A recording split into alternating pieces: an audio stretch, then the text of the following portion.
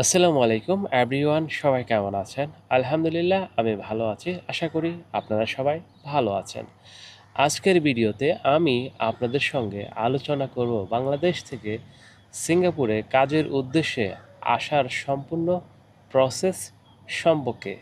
যারা সিঙ্গাপুরে আসার স্বপ্ন দেখছেন তাদের জন্য এই ভিডিওটি অনেক গুরুত্বপূর্ণ।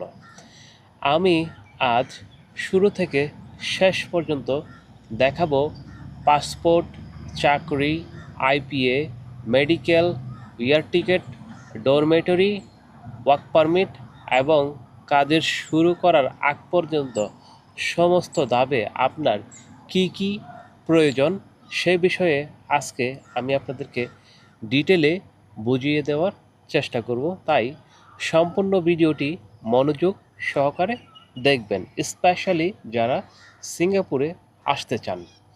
এক নাম্বার হচ্ছে আপনার বিদেশে যাওয়ার প্রথম শর্ত হলো আপনার একটি বৈধ পাসপোর্ট লাগবে। যদি আপনার পাসপোর্ট না থাকে তাহলে আগে একটি ই পাসপোর্ট আবেদন করতে হবে বাংলাদেশে। পাসপোর্টের মেয়াদ কমপক্ষে, যাদের পাসপোর্ট আছে তাদের পাসপোর্টের মেয়াদ কমপক্ষে 6 মাস থাকতে হবে বা তার বেশি থাকাটা সবথেকে উত্তম।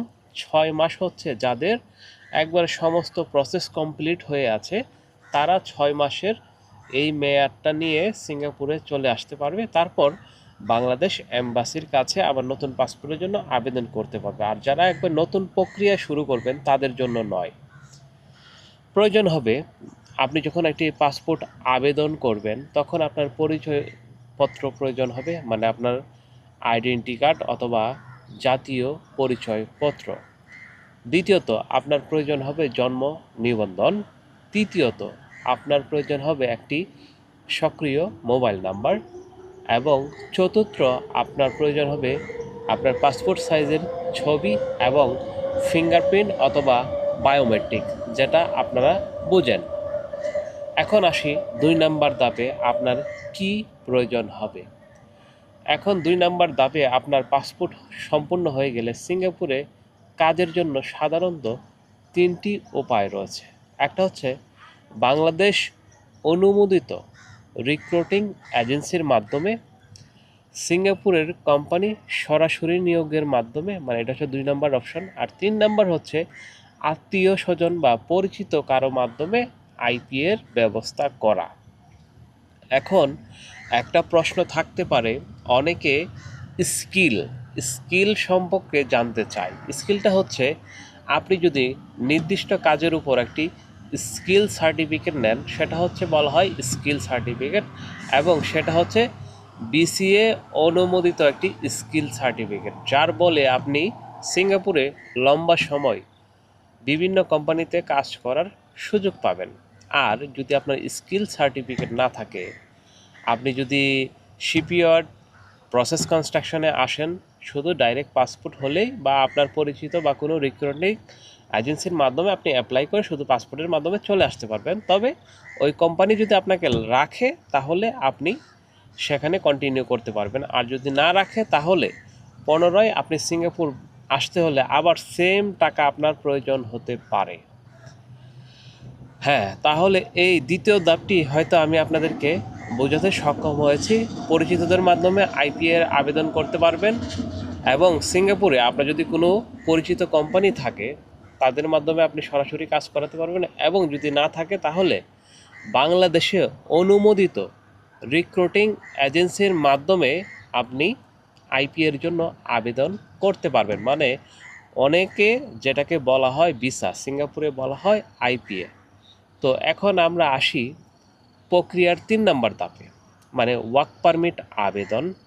কোম্পানি আপনাকে নির্বাচন করার পর, মানে আপনি যে কোম্পানিতে আসবেন সেই কোম্পানি আপনাকে নির্বাচন করার পর এমওএমের কাছে ওয়ার্ক পারমিটের জন্য আবেদন করবে। বাংলাদেশি কর্মীদের বেশিরভাগই ওয়ার্ক পারমিটে নিয়ে সিঙ্গাপুরে আসে। মানে আমাদের দেশ থেকে যত লোক আসে তারা অধিকাংশ লোকই ওয়ার্ক পারমিটে আসে, কারণ এখানে আপনার যোগ্যতার উপর হচ্ছে আপনার চাকরি নির্ভর করবে, আপনার কীরকম যোগ্যতা। তো আমাদের বেশিরভাগ ভাইরা ওয়ার্ক পারমিটের উপর নির্ভর করে সিঙ্গাপুরে আসে। এখন আমরা সেই প্রসেসটা দেখি। আবেদনের অনুমোদন হলে আইপিএ মানে ইন প্রিন্সিপাল অ্যাপ্রুভাল লেটার আপনার প্রয়োজন হবে, মানে যেটাকে বলা হয় সংক্ষেপে আইপিএ। এই আইপিএ হলে আপনার সিঙ্গাপুরে আসার প্রাথমিক অনুমোদন আপনি পেয়ে যাবেন। এটা হচ্ছে 3 নম্বর ধাপ চলে গেল। এখন আমরা দেখব 4 নম্বর ধাপে কি কি আরও করতে হবে আপনাকে। আইপিএ পাওয়ার পর শুরু হয় পরবর্তী প্রস্তুতি। এই সময় আপনাকে অবশ্যই এয়ার টিকিট বুকিং করতে হবে, কোম্পানির প্রয়োজনীয় ইন্স্যুরেন্স সিকিউরিটি বন্ড সম্পূর্ণ করতে হবে, সেটা কোম্পানি আপনার জন্য করবে, কিন্তু অবশ্যই ইন্স্যুরেন্স এবং সিকিউরিটি বন্ড এটা কিন্তু আপনার কোম্পানি আপনাকে একটা কপি দিবে। এটা ছাড়া আপনি ইমিগ্রেশন পার হতে পারবেন না শুধু আইপিএ থাকলেই। সিঙ্গাপুরে আপনার আগমনের তারিখ নির্ধারণ করতে হবে, প্রয়োজনে অনবোর্ড সেন্টার বুকিং করতে হবে, মানে আপনি যদি বাংলাদেশ থেকে সিঙ্গাপুরে আসেন তাহলে 3 দিনের জন্য আপনাকে একটি অনবোর্ড সেন্টারে থাকতে হবে। সেখান থেকে তারপর আপনাকে আপনার যে কোম্পানিতে আপনি আসবেন সেই কোম্পানি যেখানে আপনার জন্য বাসা ঠিক মানে আপনার বাসাটা ঠিক করে রেখেছে সেখানে আপনাকে নিয়ে যাবে, মানে ডরমেটরি বলা হয়, সেই ডরমেটরিতে আপনি পার্মানেন্ট বসবাসের সুযোগ পাবেন। এই পর্যন্ত সকল ডকুমেন্ট ভালোভাবে যাচাই করা খুব গুরুত্বপূর্ণ। এই 4-5টা প্রক্রিয়া আপনার জন্য খুবই ইম্পর্ট্যান্ট।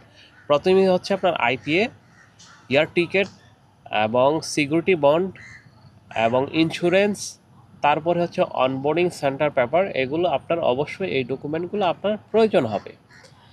এখন আসি আমরা 5 নাম্বার প্রক্রিয়ায়। 5 নাম্বার প্রক্রিয়ায় আসলে কি বলা হয় যে সিঙ্গাপুরে পৌঁছানোর পর সাধারণত কোম্পানির প্রতিনিধিদের আপনাকে রিসিভ করবে, মানে আপনি যেই কোম্পানিতে আসবেন সেই কোম্পানির প্রতিনিধি অথবা ড্রাইভার অথবা রিসেপশন মানে যারাই থাকে কোম্পানি যাকে দায়িত্ব দেয় সে আপনাকে রিসিভ করবে।